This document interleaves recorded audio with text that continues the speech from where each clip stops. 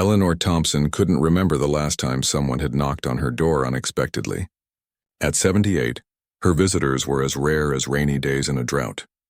The sound startled her enough that she pricked her finger on the needle she was using to mend an old blouse. "Just a minute," she called out, her voice thin but steady. She put down her sewing and straightened her cardigan, patting her silver hair which she kept in a simple bun at the nape of her neck. The apartment was small but tidy, the kind of place that spoke of modest means but immaculate care. Photographs in simple frames lined the walls and shelves, most yellowed with age. They told the story of a life well lived. Eleanor as a young woman with bright eyes and ambitious dreams. Eleanor in a simple wedding dress beside a tall man with kind eyes. Eleanor with 3 small children gathered around her. But the centerpiece of the living room, the item that seemed almost out of place in the humble setting, was an upright piano. Despite its age, the wood gleamed with polish, not a speck of dust to be found on its surface. Sheet music sat neatly on the stand, though the pages hadn't been turned in years. Eleanor opened the door to find a young woman with a clipboard and a too bright smile. Her hair was dyed an unnatural shade of red, and she wore the kind of clothes Eleanor associated with people who spent their lives in front of cameras. "Mrs. Thompson?" the young woman asked, consulting her clipboard. "I'm from Bright Star Productions. We're working on a new television program about hidden talents in unexpected places." She didn't introduce herself by name, just her company, as if that was all that mattered. Eleanor frowned slightly. "I think you have the wrong apartment. I don't have any hidden talents." The young woman's smile never wavered. "That's not what your neighbor Mrs. Chen says. She mentioned you used to play piano professionally. Something about performing for important people." Eleanor's hand went to her throat. She hadn't spoken about her past musical life to anyone in the building except Mrs. Chen. And that had only been after they'd shared a bottle of wine one lonely Christmas Eve 3 years ago. "That was a very long time ago," Eleanor said quietly. "Another lifetime, really. That's exactly what makes it so interesting. People love comeback stories. Would you be willing to talk about it on camera? Just a simple interview to start." Eleanor hesitated. Her children rarely called these days. Tom lived in Australia with his wife and kids. Abigail was always busy with her law practice in Chicago, and Richard hadn't spoken to her in 5 years after a disagreement she could barely remember the cause of anymore. Maybe if they saw her on television. "I suppose I could talk about it a little," she said finally. "But I don't play anymore. My hands..." She held them up to show the slight tremor and the way her fingers curled with arthritis. "They don't work like they used to." "Oh, don't worry about that," the woman said quickly. "It's your story we're interested in. The show is called Second Acts. It's about people who had dreams they put aside and how they feel about them now." Eleanor nodded slowly. "When would this happen? We could start with a pre-interview today if you're free. Just to get some background. The actual filming would be next week." Eleanor thought about her empty calendar, about the silence of her apartment, about how long it had been since someone wanted to hear her story. "I suppose I could do that," she said. "Would you like some tea?" The woman looked relieved. "Tea would be lovely."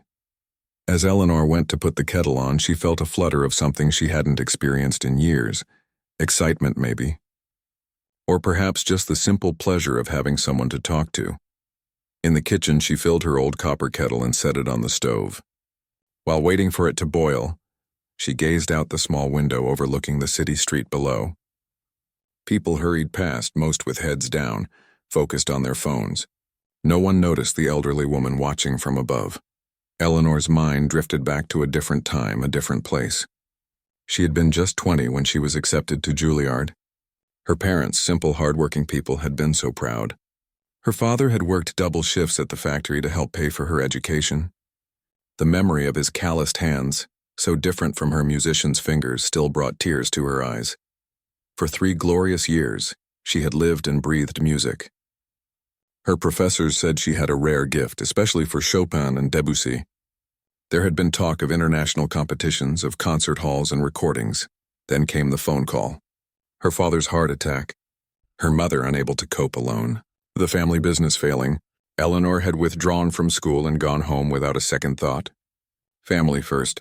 That's how she'd been raised. The kettle whistled, jolting her back to the present. She prepared a tray with her best cups, which weren't very fancy at all, and some store-bought cookies she kept for the rare visitor. When she returned to the living room, she found the young woman standing by the piano, her hand hovering over the keys as if afraid to touch them. "It's a Steinway," Eleanor said, setting down the tray. "Not the grand ones you see in concerts, of course, but a good instrument nonetheless. My husband bought it for me for our 10th anniversary. He saved for 3 years." The woman jumped slightly, looking guilty. "It's beautiful. Do you still play at all?" Eleanor poured the tea before answering. "I dust it every day. I polish it every week. But play?" She shook her head. "Not really.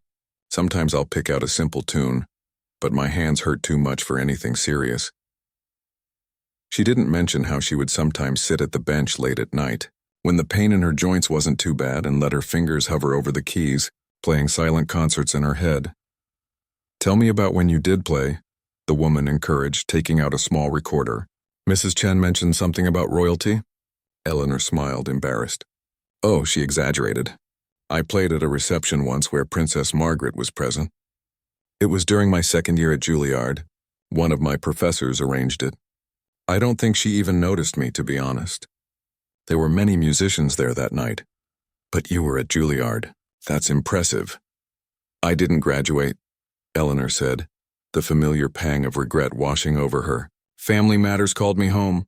And you never went back?" Eleanor shook her head. "I met James, my husband, 6 months after I returned home. We married a year later. Then the children came along. 3 of them, one right after the other." Her face softened at the memory. "Music became something private, something I did in stolen moments between diaper changes and cooking dinner. Do you regret it?" the woman asked, leaning forward eagerly. "Giving up your career?" The question hung in the air between them. Eleanor took a sip of tea, considering her answer carefully. "Regret is a complicated thing," she said finally. "I regret not finding a way to have both. But my children, my husband, they were worth everything to me. James always said I could go back, take classes at the local college, join the community orchestra. But by then it felt like that part of my life was over. And now," she looked down at her hands, "now it's too late." The young woman's expression shifted, something like genuine sympathy crossing her face. "It's never too late for a second act, Mrs. Thompson. That's what our show is all about." Eleanor didn't notice the way the woman glanced around the apartment, taking in the worn furniture, the outdated kitchen, the general air of lonely elderliness. She didn't see the calculation behind the sympathy. "Well," Eleanor said with a small laugh, "unless your show includes miracle cures for arthritis, I think my piano days are well behind me. We'd still love to have you on. Your story is exactly what we're looking for. Would you be willing to come to our studio next Tuesday? We could send a car for you." Eleanor felt a rush of pleasure at the thought. "A car just for her! When was the last time anyone had made such a fuss?" "I suppose I could do that," she said, trying to sound casual. "What would I need to do?" "Just be yourself. Tell your story. Maybe bring a few photographs from your Juilliard days if you have them. Our host will guide you through the rest." The woman smiled. "Who knows? Maybe we can even convince you to play a little something for the audience." "Oh, I couldn't possibly," Eleanor protested, though part of her thrilled at the thought. To sit before a piano again, a real concert piano. To feel the weight of the keys beneath her fingers one more time. "We'll see," the woman said with a smile that didn't quite reach her eyes. "Sometimes magic happens on our stage." After the woman left, Eleanor sat alone in her apartment, more aware than usual of the silence. She looked at the piano, her faithful companion through all these years. "What do you think?" she asked it softly. "One last dance, you and I." She rose and crossed to the instrument, running her hand lovingly over its surface. Then slowly she lifted the cover and pressed middle C. The note rang out clear and true in the quiet apartment. Eleanor smiled. Next Tuesday couldn't come soon enough. The glossy offices of Bright Star Productions buzzed with the controlled chaos of a TV studio racing to meet deadlines. In a glass-walled conference room, 5 people sat around a table littered with coffee cups and half-eaten pastries.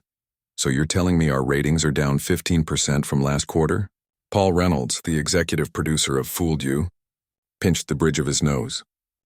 At 45, with thinning hair and expanding waistline, Paul had built his career on making audiences laugh at the expense of others. He called it entertainment. Critics called it cruel. Either way, it had made him rich, not just down. We're tanking. Diane Wright, the head of the network, tapped her manicured nails against a stack of printouts. The public is getting tired of the same old pranks. They want something fresh, something unexpected. We've got the college students thinking they're auditioning for a scholarship next week, offered Greg, one of the junior producers. That could be good. Diane waved her hand dismissively. Boring. We've done that sort of thing before. The red-haired woman who had visited Eleanor cleared her throat. I may have something interesting. All eyes turned to her. I found this old lady in the Westview apartments. Claims she used to play piano at Juilliard, even performed for royalty once. Paul raised an eyebrow. And she hasn't played seriously in decades. Her hands are all twisted with arthritis now, but she still thinks she has it. A slow smile spread across Paul's face. Does she? How convenient. I told her we're doing a show called Second Acts about people reconnecting with their passions. She bought it completely. Paul leaned forward, suddenly energized. Here's what we do. We tell her it's an inspirational show, get her all comfortable, then surprise her with a grand piano on stage. Tell her it's her big comeback moment. In front of a live audience, added Greg, catching on. Exactly. We prime the audience to expect something amazing. Then this old lady hobbles out and tries to play with her arthritic hands. It'll be a beautiful disaster. That sounds... Diane hesitated, a flicker of conscience briefly visible on her face before business instinct took over. That sounds like exactly what we need. Something unexpected but with real emotional impact. The internet will eat it up. I'll need you to sign off on the budget for a proper grand piano rental, Paul said. We want it to look legit. Diane nodded. Approved. What's the old lady's name? Eleanor Thompson, replied the red-haired woman. 78 years old widow, lives alone. 3 grown children she barely sees. Perfect target, desperate for attention, no one to complain if she feels humiliated. Does she have any social media presence? Anything that could blow back on us? Paul asked. The red-haired woman laughed. She barely knows how to use her flip phone. I doubt she's tweeting about her day. Perfect, Paul clapped his hands together. Let's make this happen. I want pre-interviews, backstory packages, the works.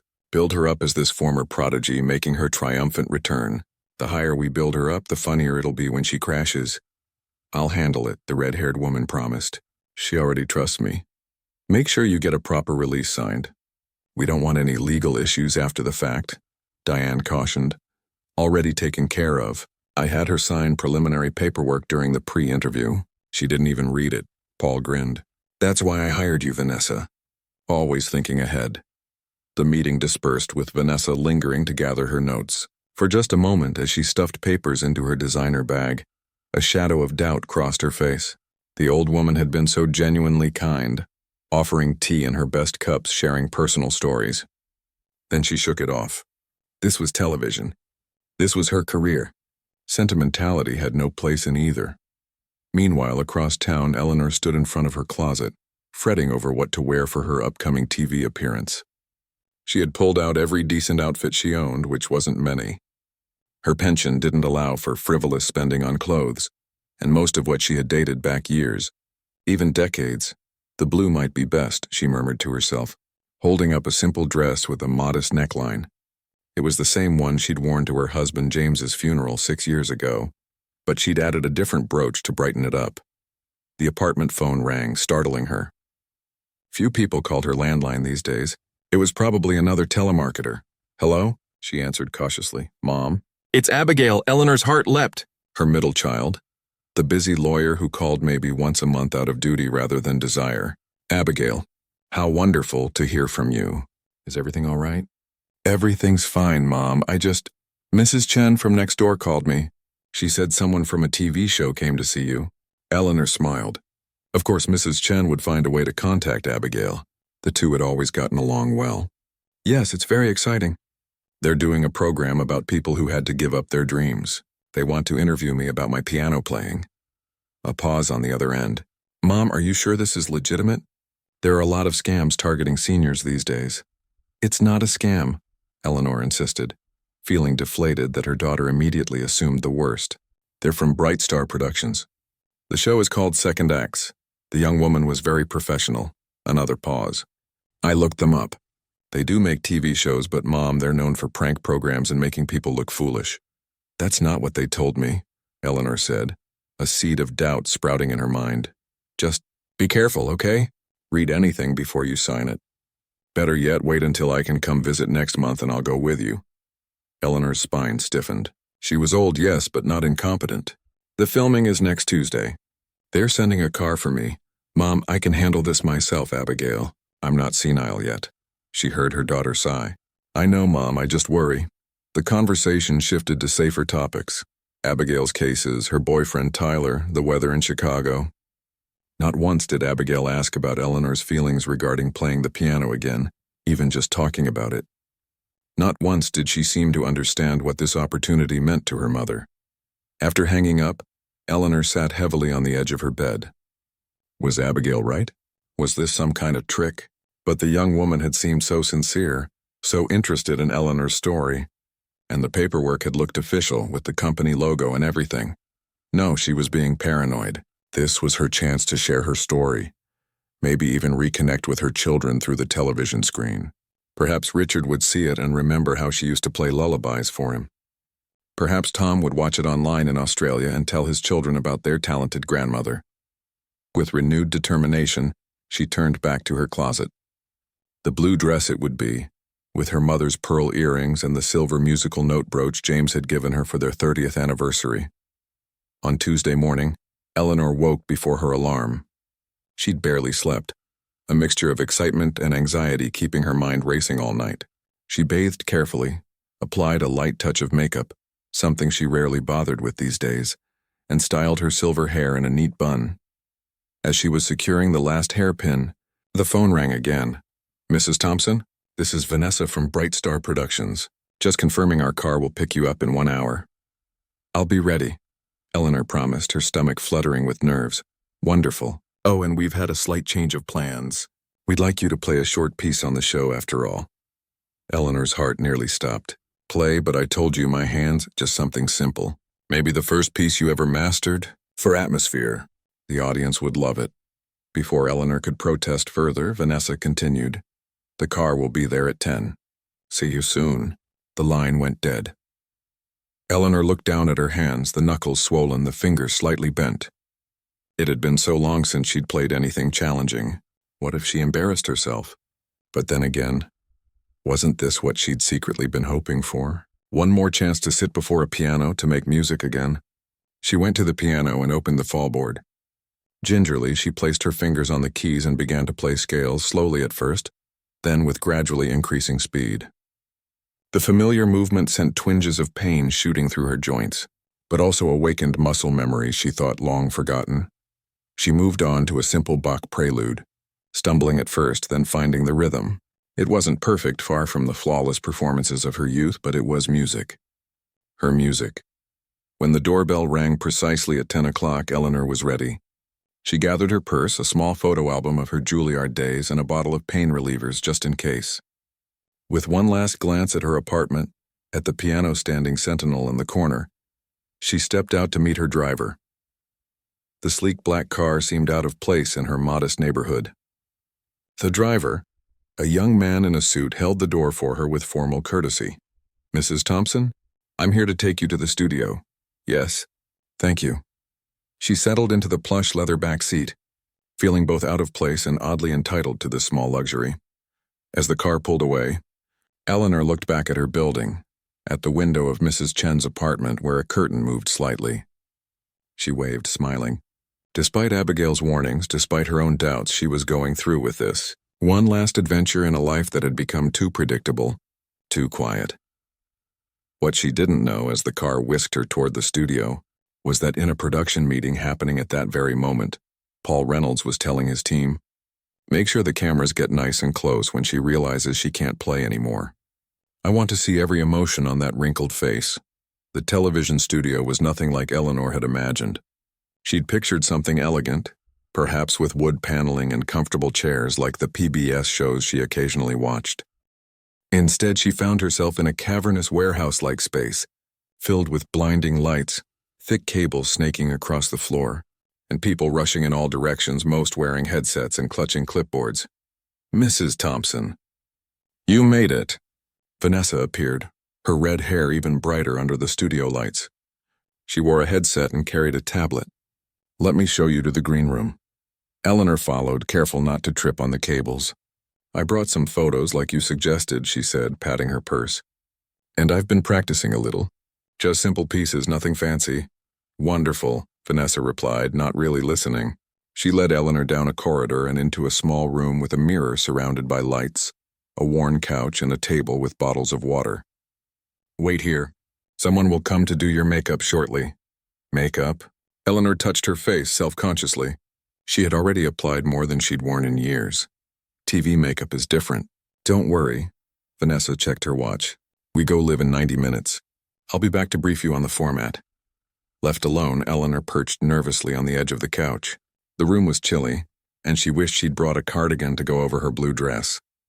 She took out her photo album and flipped through it, smiling at images of her younger self at the piano, her long fingers stretched across the keys, her face a study in concentration. A knock at the door interrupted her nostalgia. A young man with spiked hair and multiple earrings entered carrying a large makeup case. Mrs. Thompson? I'm Drew, head of makeup. Let's get you camera ready. For the next 20 minutes, Eleanor sat still while Drew applied layer after layer of products to her face, all while chatting about celebrities she'd never heard of. When he finally held up a mirror, she barely recognized herself. Her wrinkles were still visible but somehow softened, her eyes looked larger, her lips more defined. There we go. Not bad for 78 if I do say so myself, Drew said with a wink. Before Eleanor could respond, the door opened again and a tall man in an expensive-looking suit strode in. Mrs. Thompson, I'm Paul Reynolds, executive producer of the show. So pleased you could join us. He shook her hand firmly, his smile not quite reaching his eyes. Has Vanessa explained the format to you? Not yet, Eleanor replied, feeling increasingly nervous. It's quite simple. Our host Bobby will interview you about your past as a pianist. We'll show some of your photos on the big screen, then... He paused dramatically. We have a surprise for you. A surprise? Eleanor's throat felt dry, can't say more. That would spoil it. Paul chuckled. Just follow Bobby's lead and be yourself. The audience will love you. After Paul left, a young woman arrived with a small microphone that she clipped to Eleanor's dress collar.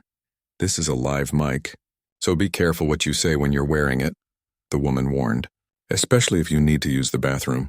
Eleanor nodded, feeling overwhelmed. This was all happening too quickly. Where was the dignified interview about her musical past that Vanessa had described? Finally, Vanessa returned. It's time, Mrs. Thompson. Follow me to the stage. As they walked, Eleanor noticed something odd. The show name on the signs wasn't Second Acts, but Fooled You. She frowned, confused. I think there's been a mistake, she said, stopping. This isn't the show you told me about. Vanessa's smile tightened. Oh, that was just the working title. This is the actual show. She took Eleanor's arm, guiding her forward more firmly. But Fooled You, that sounds like a prank show. It's just a catchy title. Come along now. We're on a tight schedule. Eleanor allowed herself to be led toward the stage, but a knot of unease had formed in her stomach. She thought of Abigail's warning and wondered if she should leave. But then they were at the edge of the stage and she could hear the host warming up the audience.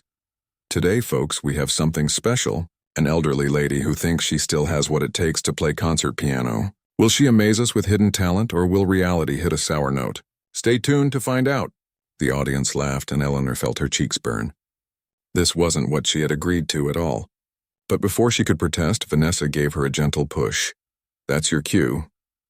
Eleanor stumbled slightly as she walked onto the stage, blinded by the lights. The audience's expectant faces blurred before her. The host, a handsome man in his 30s with perfectly styled hair, bounded over to her. Ladies and gentlemen, Eleanor Thompson, he announced, and the audience applauded politely. Eleanor here believes she could have been the next great concert pianist. Isn't that right, Eleanor? I never said that exactly, Eleanor stammered. I studied at Juilliard when I was young, but Juilliard. Impressive. Bobby interrupted. And you played for royalty, I hear. Just once for Princess Margaret, but it was a large reception and a royal command performance. Even better. Bobby turned to the audience with an exaggerated wink. So what happened? Why aren't you filling concert halls today? Eleanor's discomfort grew. This wasn't the respectful interview she'd been promised. Family responsibilities? My father became ill and I had to return home. Then I met my husband, had children. Ah, the road not taken. Bobby nodded with mock seriousness. And now? Do you still play? Not really. My arthritis makes it difficult. Bobby's eyes lit up at this admission. Arthritis. How unfortunate for a pianist. He turned to the audience again. But Eleanor here believes she still has the magic touch. And we've got a surprise for her. He gestured dramatically, and a curtain at the back of the stage rose to reveal a gleaming black grand piano. What do you say, Eleanor? Ready to show us what you've got? The audience's anticipatory silence felt oppressive. Eleanor looked from Bobby's smirking face to the piano, then out at the audience. She could see now that they weren't expecting to be impressed. They were waiting for her to fail, to fumble and struggle. This whole thing was designed to make her look foolish. For a moment, she considered walking off the stage, but then her eyes fell on the piano again, a magnificent instrument far finer than any she'd played in decades. Despite everything, she felt drawn to it. I don't think this is very kind, she said quietly, though her microphone carried the words clearly. A flicker of discomfort crossed Bobby's face before his professional smile returned. It's all in good fun, Eleanor. Just a bit of entertainment. Eleanor looked at him steadily. At my expense, it seems. A murmur ran through the audience. This wasn't going according to the script. In the wings, Paul was frantically signaling to Bobby to move things along. Well, the piano's waiting, Bobby said, his tone hardening slightly, unless you'd like to admit you can't play anymore. Eleanor straightened her shoulders. I never said I couldn't play. I said it was difficult. With as much dignity as she could muster, she walked to the piano. The bench seemed too low and there was no one to adjust it for her. Carefully, she seated herself and took a moment to familiarize herself with the keyboard. It had been so long since she'd touched an instrument of this quality. The keys felt different from her old upright, more responsive with just the right amount of resistance. She placed her hands in position and felt the familiar ache in her joints. The audience was absolutely silent now, waiting for the disaster to unfold. Eleanor could sense their anticipation, their readiness to laugh. She saw Bobby standing off to the side, his expression a mixture of impatience and amusement. In the wings, Paul and Vanessa watched intently, already imagining the viral clips they would get from this moment. Eleanor closed her eyes. What should she play? She had prepared a simple Bach piece thinking that was what would be expected, but now, faced with their cruelty, she felt a strange calm descend over her. If this was to be her final performance, her return to the stage after all these years, shouldn't it be something meaningful? In her mind, she heard the opening notes of Chopin's Ballade No. 1 in G minor, one of the most challenging pieces in the piano repertoire, and the piece she had been preparing for her final recital at Juilliard before she'd been called home. She hadn't played it in over 50 years. It required technical prowess, emotional depth, and physical stamina that she no longer possessed. Or did she? Eleanor took a deep breath and placed her fingers on the keys. The pain in her joints was there, yes, but so was something else. A lifetime of love for music. Of silent practicing in her head while she washed dishes and put children to bed. Of melodies that had never left her. She began to play. The first notes were hesitant, slightly uneven. A few people in the audience shifted in their seats, exchanging knowing glances. But then, as if some long-dormant part of Eleanor had awakened, her fingers found their strength and memory. The notes began to flow more smoothly, building in complexity and emotion. In the wings, Paul's smug smile faded. This wasn't the fumbling attempt he had expected. The old woman was actually playing, really playing. On stage, Eleanor was transported. The pain in her hands became distant, overshadowed by the joy of making music again. The Chopin piece poured from her fingers as if the decades of silence had never happened. She played with technical precision, yes, but also with the emotional depth that comes only from a life fully lived, with all its joys and sorrows, triumphs and regrets. The audience sat transfixed. Bobby, who had been ready to jump in with a joke at the first mistake, stood with his mouth slightly open. No one had expected this. As Eleanor reached the climactic section of the piece, tears began to roll down her cheeks, but her hands never faltered. She played as if her very soul was speaking through the music, as if all the words unsaid, all the dreams deferred, all the love and loss of 78 years were finding voice in Chopin's immortal notes. And in that moment, The audience understood. This wasn't entertainment at someone's expense. This was art, this was truth. Time seemed to stand still in the studio. Eleanor's fingers danced across the keys with a grace that defied her years and her arthritis. The final notes of Chopin's ballade hung in the air like a spell, and then silence. Complete, utter silence. No one moved. No one even seemed to breathe. Eleanor slowly opened her eyes, returning to the present moment. The bright lights, the cameras, the hundreds of faces staring at her in disbelief. Her hands ached terribly now. The pain she'd pushed aside during her performance flooding back. But it had been worth it. Oh, how it had been worth it.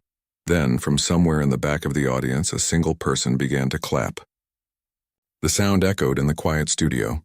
Another person joined in, then another, until suddenly the entire audience erupted in thunderous applause.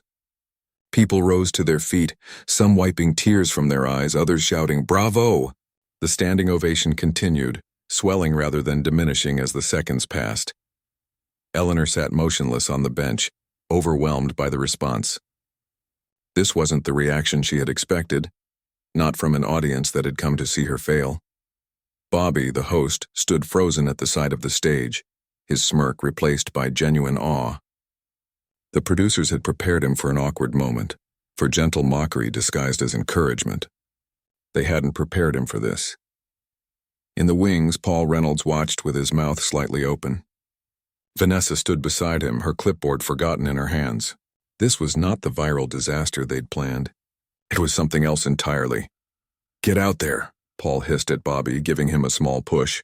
"Say something." Bobby stumbled slightly as he approached Eleanor, trying to regain his professional composure. The applause continued unabated. "Ladies and gentlemen, Eleanor Thompson," he shouted over the noise, extending his hand to help her rise from the piano bench. Eleanor took it gratefully, her legs a bit unsteady. The physical effort of the performance had drained her, but her face glowed with an inner light that made her look years younger. That was... Bobby struggled to find words. The script he'd memorized was useless now. That was extraordinary. I don't think any of us expected.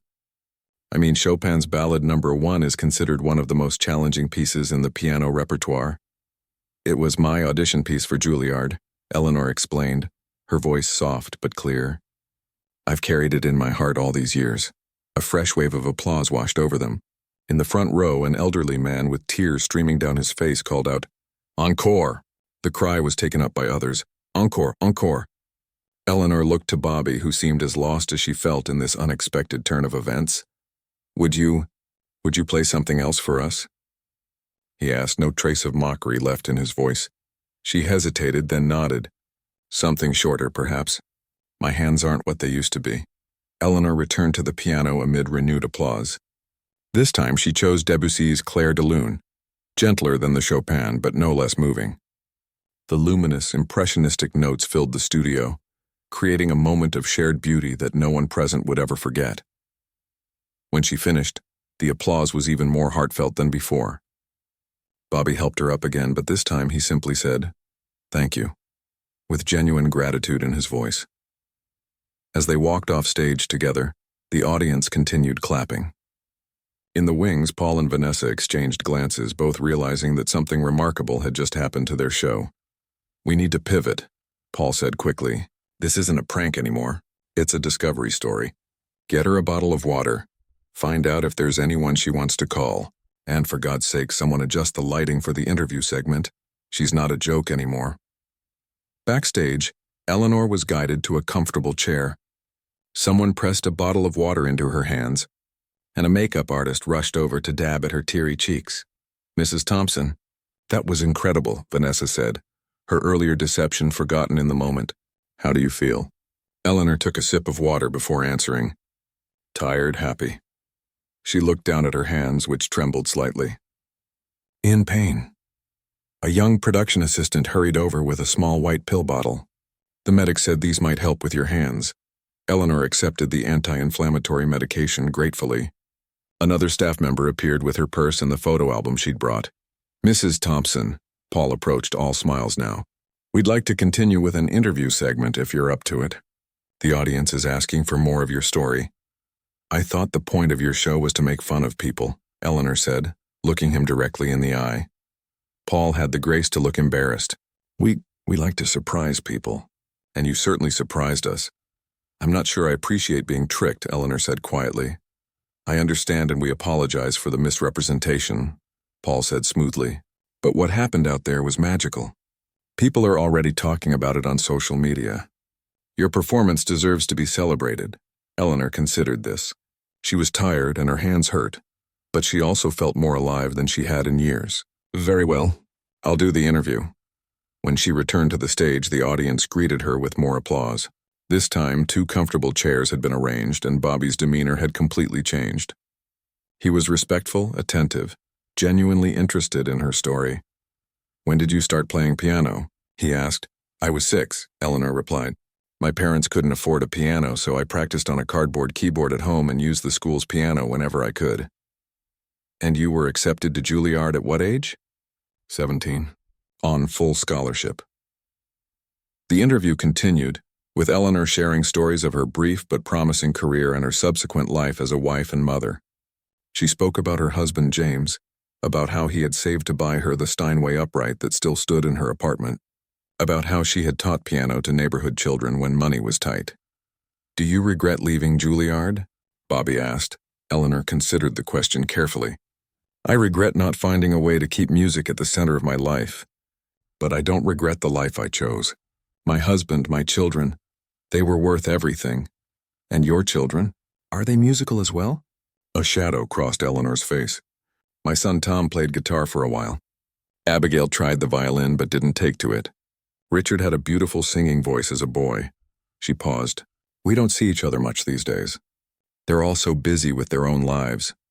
Before Bobby could respond, a commotion at the back of the studio caught everyone's attention.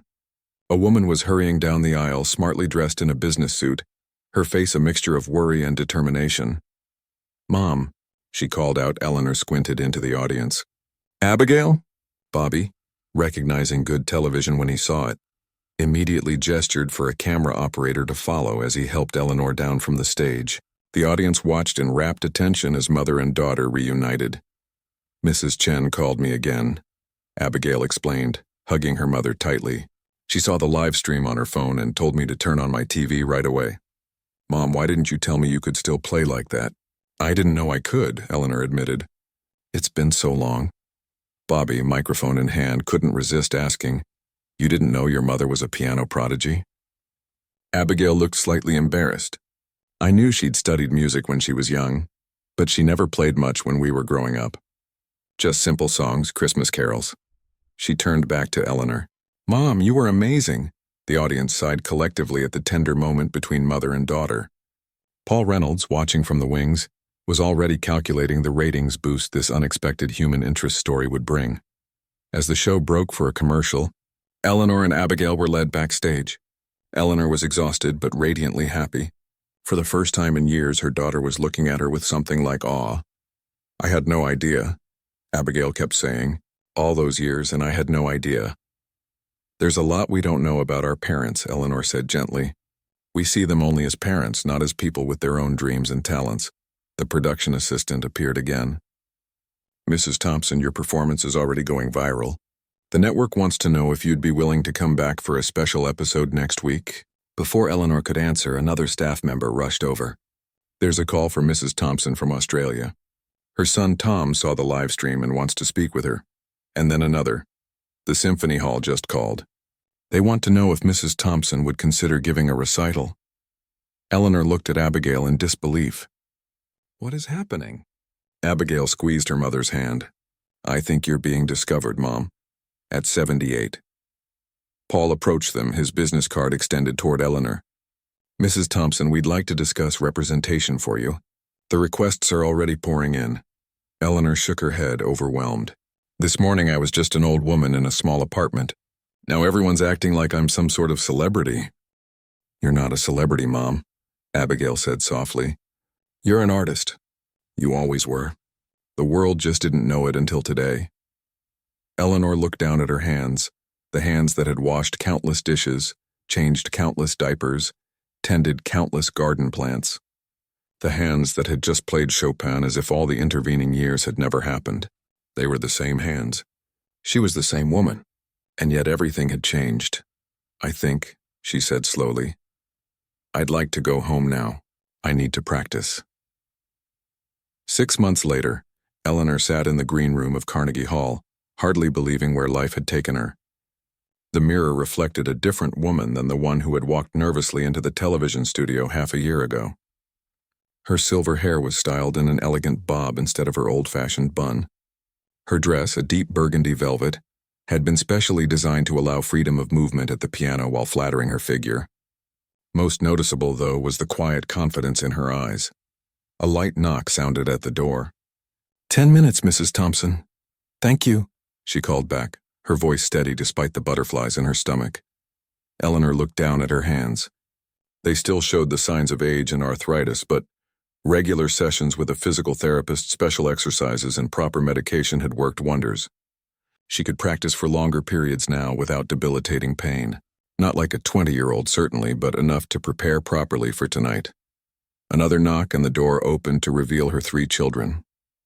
Tom had flown in from Australia with his wife and teenage kids.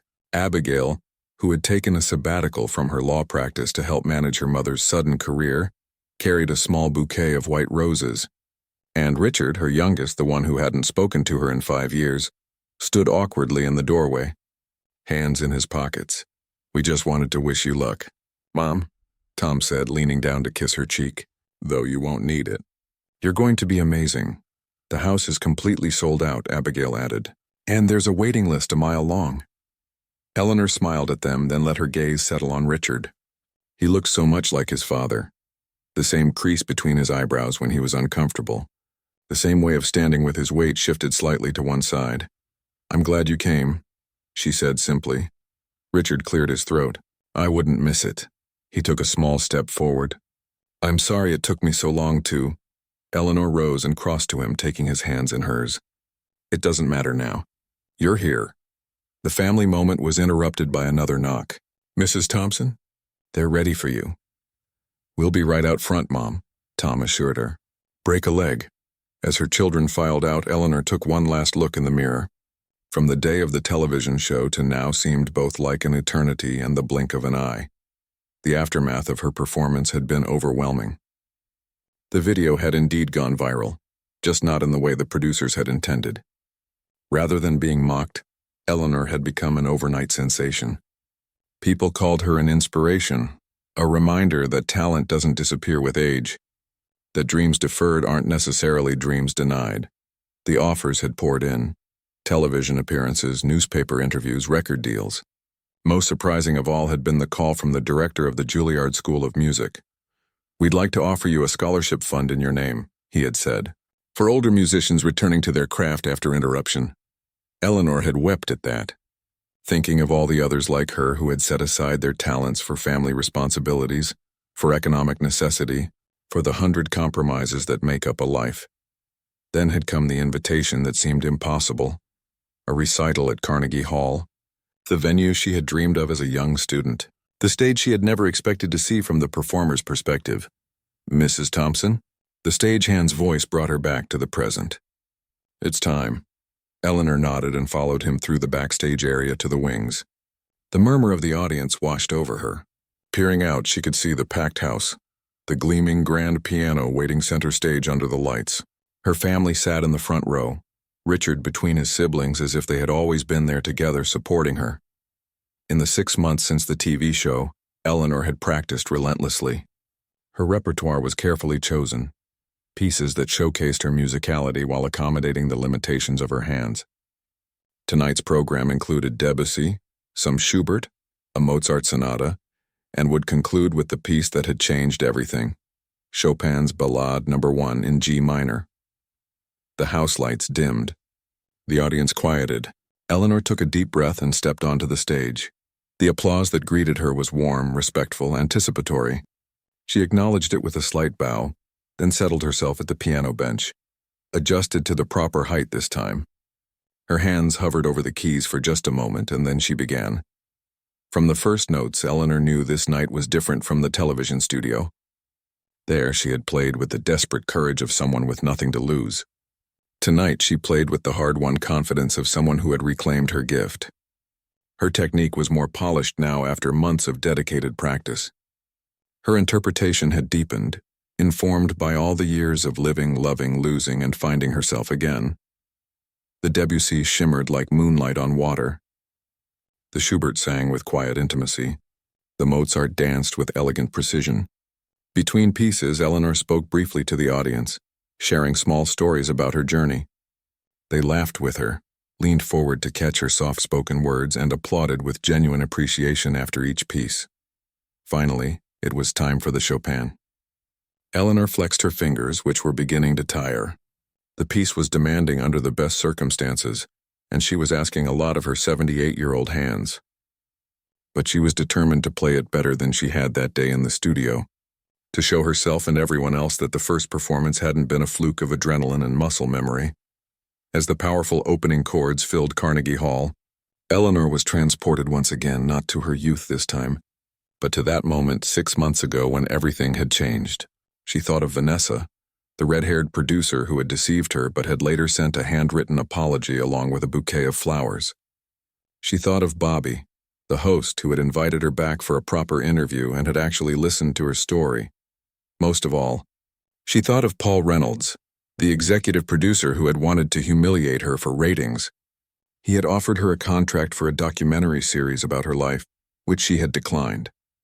Instead, she had agreed to be part of a different kind of show, one that celebrated overlooked talents of all ages, with no cruelty or mockery involved. There's room in entertainment for kindness, she had told him, and perhaps he had listened, because the new show was now in development with a different production company. As Eleanor approached the climactic section of the ballade, she felt herself tiring. Her left hand cramped slightly and she missed a note, then another. For a moment, panic threatened to overtake her.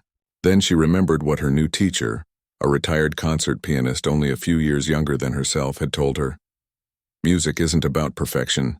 It's about truth. Eleanor took a breath and continued, accepting the imperfections, embracing them as part of her truth. This wasn't a young person's performance with its technical brilliance and physical stamina.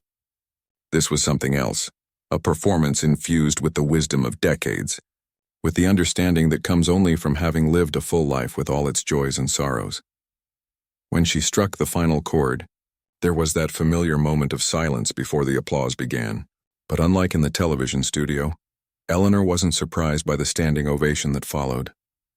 She had worked for this moment, had earned it through not just the past 6 months of intensive training, but through all the years before, the years of keeping her love of music alive in her heart, even when her hands were busy with other tasks.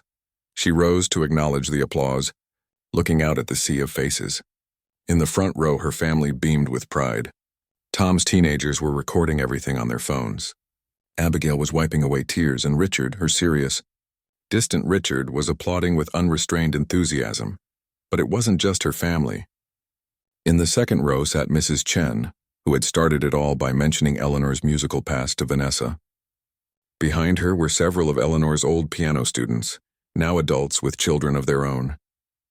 And scattered throughout the audience were faces Eleanor recognized from the retirement community near her apartment, from her grocery store, from the park where she used to feed the pigeons.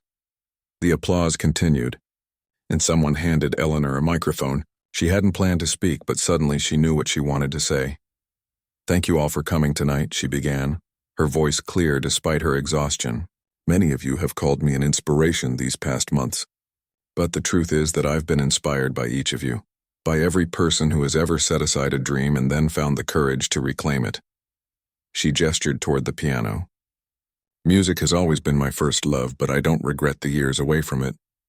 Those years gave me my children, my experiences, everything that makes me who I am when I play. We are all the sum of our choices, our compromises, our detours." Eleanor smiled, looking directly at her family. Sometimes the most beautiful concerts are the ones that come after a long intermission. Later that night, after the reception and the congratulations and the flower arrangements delivered to her dressing room, Eleanor returned to her apartment, not the small one from before, but a larger one with better soundproofing, where she could practice without disturbing the neighbors. Her new piano, a gift from an anonymous donor, though she suspected one of the piano manufacturers, gleamed in the living room. Eleanor kicked off her shoes with a sigh of relief and made herself a cup of tea. On her coffee table lay a stack of mail. More invitations, more opportunities. Tomorrow she would begin preparing for a small European tour. Next month she would record her first album. In the fall she would teach a master class at Juilliard. It was a full life, richer than she had imagined possible at her age. But as she sipped her tea, what filled Eleanor with the deepest satisfaction wasn't the applause or the recognition. It was the knowledge that her story had already inspired others. Letters arrived daily from people sharing how they had returned to abandoned passions after seeing her play. The former dancer now taking classes again, the writer who had dusted off an unfinished manuscript, the retired teacher who had always wanted to learn the violin and had finally signed up for lessons. As Eleanor drifted off to sleep that night, her hands still tingling from the evening's performance, she thought of all the silent pianos in living rooms around the world, waiting for someone to remember that it's never too late to make music again,